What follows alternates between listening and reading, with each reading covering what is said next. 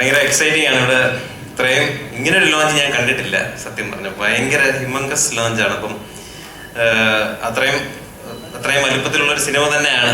പിന്നെ 5 ദിവസം മുമ്പ് പറഞ്ഞൊരു സംഭവം ഞാൻ ഒരിക്കലും മറക്കില്ല. എന്നെയാണ് ഡ്രൈവറായിട്ട് കൊണ്ടുപോയത്. അപ്പം കൈ വറച്ചാണ് എനിക്ക്. പിന്നെ എന്തായാലും അത് ഞാൻ ഒരിക്കലും മറക്കാത്ത ആ പേടി ഇപ്പോഴും വിട്ടു മാറുന്നില്ല. ഇപ്പം ഒറ്റയ്ക്ക് കിടക്കാൻ പോലും പറ്റാത്ത അവസ്ഥയായിട്ടുള്ള. അതുകൊണ്ടാണ് ഞാനിന്ന് വിഷ്ണുവിനെ വരെ കൊണ്ടുവന്നത്. വളരെ രസകരമായ സംഭവമാണ്. ഞങ്ങൾ രാത്രി പോയി, ഞങ്ങളൊക്കെ ഹോട്ടലിലും പോയി.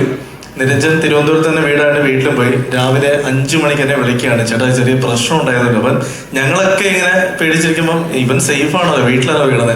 ചേട്ടാ വീട്ടിൽ ചെന്ന് കയറി കട്ടിൽ കിടന്നപ്പോൾ തന്നെ കോളിംഗ് ബെൽ അടിച്ചു എന്ന് പറഞ്ഞു. പോയി തുറക്കുമ്പോൾ ആരും ഇല്ല എന്ന് പറഞ്ഞു.